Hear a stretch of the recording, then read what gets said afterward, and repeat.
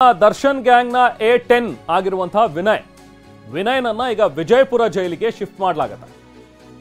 ವಿಜಯಪುರ ಜೈಲಿಗೆ ಪೊಲೀಸರು ಶಿಫ್ಟ್ ಮಾಡೋದಕ್ಕೆ ತಯಾರಿ ಮಾಡ್ಕೊಂಡಿದ್ದಾರೆ. ಪರಪ್ಪನಗ್ರಹಾರ ಜೈಲಿನಿಂದ A10 ವಿನಯ್ ಇವತ್ತು ಶಿಫ್ಟ್ ಆಗ್ತಾನೆ. ಸೊ ಹೀಗೆ ಡಿ ಗ್ಯಾಂಗ್ನ ಒಬ್ಬೊಬ್ಬ ಸದಸ್ಯ ಬೇರೆ ಬೇರೆ ಸೆಲ್ಗಳಿಗೆ ಈಗ ಹೋಗ್ತಾ ಇದ್ದಾರೆ. 3 ಜನರನ್ನ ಮೈಸೂರಿಗೆ, ಒಂದಿಬ್ಬರನ್ನ ಶಿವಮೊಗ್ಗಕ್ಕೆ, ಇನ್ನೊಬ್ಬನ ವಿಜಯಪುರಕ್ಕೆ, ಇನ್ನೊಬ್ಬನ ಹಿಂಡಲ್ಗಾ ಜೈಲಿಗೆ, ಈ ರೀತಿ ಬೇರೆ ಬೇರೆ ಭಾಗಗಳಿಗೆ ಈಗ ಡಿ ಬಾಸ್ನ ಸಹಚರ್ಯರೇನಿದಾರಲ್ಲ ಅವರೆಲ್ಲರನ್ನು ಕೂಡ ಈಗ ಶಿಫ್ಟ್ ಮಾಡಲಾಗುತ್ತೆ. ನೋಡಿ, ವಿನಯ್ A10 ಈತನನ್ನ ವಿಜಯಪುರ ಜೈಲಿಗೆ ಈಗ ಶಿಫ್ಟ್ ಮಾಡಲಾಗುತ್ತೆ. ಒಟ್ಟಿನಲ್ಲಿ ಡಿ ಗ್ಯಾಂಗ್ ಈಗ ದಿಕ್ಕಾಪಾಲಾಗಿದೆ.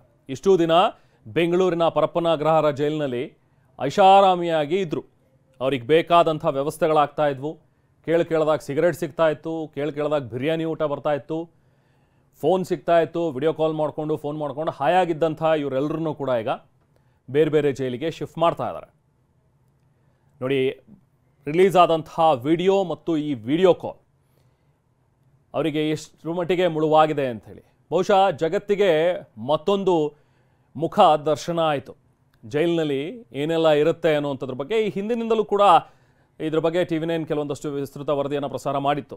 ಏನೇನು ಸಿಗುತ್ತೆ ಜೈಲಿನಲ್ಲಿ, ಯಥೇಚ್ಛವಾಗಿ ಇಲ್ಲಿ ಸಿಗರೇಟ್ ಆಗಿರ್ಬೋದು ಅಥವಾ ಮಾದಕ ವಸ್ತುಗಳಾಗಿರ್ಬೋದು ಇವೆಲ್ಲವೂ ಸಿಗ್ತಾ ಇರುತ್ತೆ.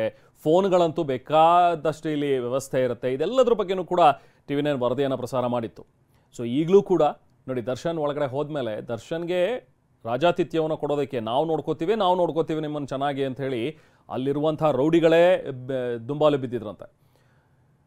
ಸೊ ಹಾಗಾಗಿ ಈಗ ದರ್ಶನ್ ಆರಾಮವಾಗಿ ಇದ್ದಾರೆ. ದರ್ಶನ್ನ ಸಹಚರರು ಅನ್ನುವಂಥ ವಿಚಾರ ಯಾವಾಗ ಬಯಲಿಗೆ ಬಂತೋ ಇದನ್ನು ಸ್ಟ್ರಿಕ್ಟ್ ಮಾಡಲೇಬೇಕು ಇನ್ಫ್ಯಾಕ್ಟ್. ಸೊ ಹಾಗಾಗಿ ಇವರನ್ನು ಬೇರೆ ಬೇರೆ ಕಡೆಗೆ ಸ್ಥಳಾಂತರ ಮಾಡೋಣ ಅನ್ನುವಂಥದ್ರ ಬಗ್ಗೆ ತೀರ್ಮಾನವನ್ನು ಕೈಗೊಂಡು ಕೋರ್ಟ್ನ ಪರ್ಮಿಷನ್ ತೊಗೊಂಡು ಈಗ ಡಿ ಗ್ಯಾಂಗ್ನ ಸಹಚರರನ್ನ ಒಬ್ಬೊಬ್ಬರನ್ನ ಒಂದೊಂದು ಜೈಲಿಗೆ ಈಗ ಶಿಫ್ಟ್ ಮಾಡ್ತಾ ಇದ್ದಾರೆ.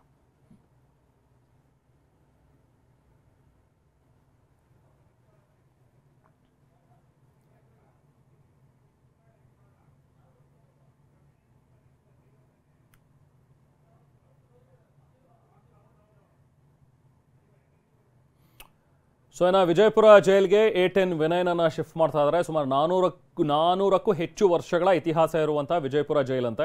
ಆದಿಲ್ ಶಾಹಿಗಳು ನಿರ್ಮಾಣ ಮಾಡಿರುವ ಜೈಲಿನ ಕಟ್ಟಡ ಇದು. ಸೊ ಜೈಲ್ ದರ್ಗಾ ಅಂತಾನೆ ಖ್ಯಾತಿ ಪಡೆದಿರುವಂಥ ಈ ಜಿಲ್ಲಾ ಕಾರಾಗೃಹ 5 ಎಕರೆ ಜಮೀನಿನಲ್ಲಿ ವಿಸ್ತರಿಸಿಕೊಂಡಿದೆ. ಬನ್ನಿ, ಈ ಒಂದು ಜೈಲಿನ ಬಗ್ಗೆ ಮತ್ತಷ್ಟು ಡೀಟೇಲ್ಸನ್ನು ನಮ್ಮ ಪ್ರತಿನಿಧಿ ನೀಡಿದರೆ ಅಲ್ಲಿಂದ ಪ್ರತ್ಯಕ್ಷ ವರದಿಯನ್ನು ಬನ್ನಿ ನೋಡೋಣ. ರೇಣುಕಾಸ್ವಾಮಿ ಕೊಲೆ ಪ್ರಕರಣದಲ್ಲಿ ಏನು ಆರೋಪಿಯಾಗಿರುವ ನಟ ದರ್ಶನ್ ಹಾಗೂ ಇತರರಿಗೆ ಪರಪ್ಪನಗ್ರಹದಲ್ಲಿ ರಾಜ್ಯಾತಿಥ್ಯ ನೀಡುವ ಕಾರಣ ಎಲ್ಲ ಆರೋಪಿಗಳನ್ನು ರಾಜ್ಯದ ವಿವಿಧ ಕೇಂದ್ರ ಕಾರಾಗೃಹಗಳಿಗೆ ರವಾನೆ ಮಾಡಲಾಗ್ತಾ ಇದೆ. ಸದ್ಯ ನಾವು ಕೇಂದ್ರ ಕಾರಾಗೃಹದ ಎದುರಿಗೆ ಇದ್ದೀವಿ. ಇದು ಬಂದ್ಬಿಟ್ಟು ಏನು ಇದಕ್ಕೊಂದು ಪುರಾತನ ಐತಿಹ್ಯವಿದೆ. ಏನು ವಿಜಯಪುರ ಜಿಲ್ಲೆಯನ್ನು ಅಂದರೆ ಸದ್ಯದ ವಿಜಯಪುರ ಜಿಲ್ಲೆ ಆಗ ಹಿಂದೆ ವಿಜಯಪುರ ಸಾಮ್ರಾಜ್ಯವಾಗಿತ್ತು. ಆದಿಲ್ ಶಾಹಿಗಳು ವಿಜಯಪುರ ಸಾಮ್ರಾಜ್ಯವನ್ನು ಆಳ್ವಿಕೆ ಮಾಡಿದ್ರು. ಆದಿಲ್ ಶಾಹಿಗಳ ಕಾಲದಲ್ಲಿ ನಿರ್ಮಾಣವಾಗಿದೆ ಇದು ಒಂದು ಕಟ್ಟಡ. ಈ ಮುಖ್ಯವಾಗಿ ಇದು ಪ್ರವೇಶ ದ್ವಾರವನ್ನು ನಾನು ನಿಮಗೆ ತೋರಿಸ್ತಾ ಹೋಗ್ತೀನಿ. ಇದು ಏನು ಪರ್ಷಿಯನ್ ಮಾದರಿಯ ಒಂದು ಪ್ರವೇಶ ದ್ವಾರ ಇಲ್ಲಿ ನಿರ್ಮಾಣವಾಗಿದೆ.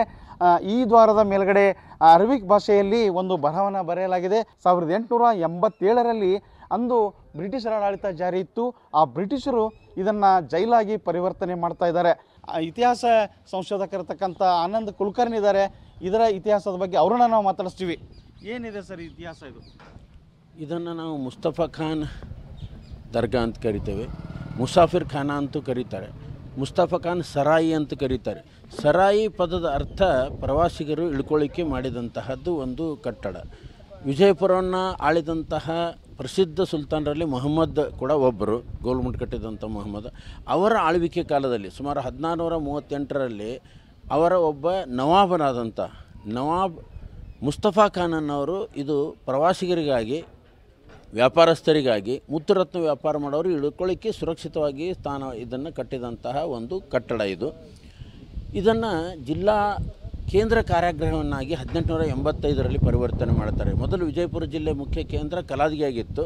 1885ರಲ್ಲಿ ಜಿಲ್ಲೆಯ ಕೇಂದ್ರವಾದಾಗ ಅಂದಿನ ಜಿಲ್ಲಾಧಿಕಾರಿಗಳು ಇದನ್ನು ಒಂದು ಜೈಲು ದರ್ಗಾ ಆಗಿ ಕನ್ವರ್ಟ್ ಮಾಡ್ತಾರೆ.